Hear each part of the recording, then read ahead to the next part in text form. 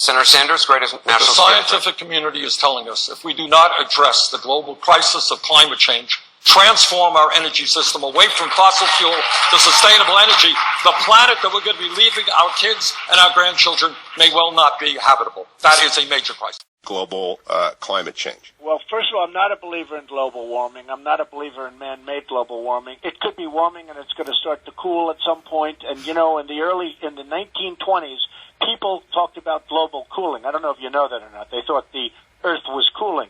Now it's global warming. And actually, we've had times where the weather wasn't working out, so they changed it to extreme weather, and they have all different names, you know, so that it fits the bill.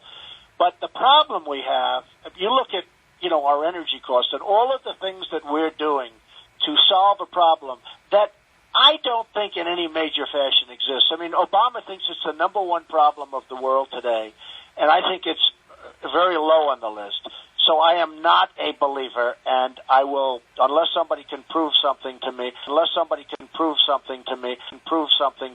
I believe there's weather, I believe there's change, and I believe it goes up, and it goes down, and it goes up again, and it changes depending on years and centuries, but I am not a believer. So my calculations are that without using any gas or oil or fuel ever again from this day forward, that we would still exceed our maximum carbon equivalent greenhouse gas emissions, the 565 gigatons, by the year 2030. Single largest contributor to every known environmental ill known to humankind.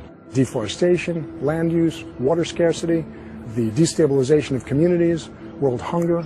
The list doesn't stop. It's an environmental disaster that's being ignored by the very people who should be championing. Concerned researchers of the loss of species agree that the primary cause of loss of species on our Earth that we're witnessing is due to overgrazing and habitat loss from livestock production on land and by overfishing, which I call fishing, in our oceans.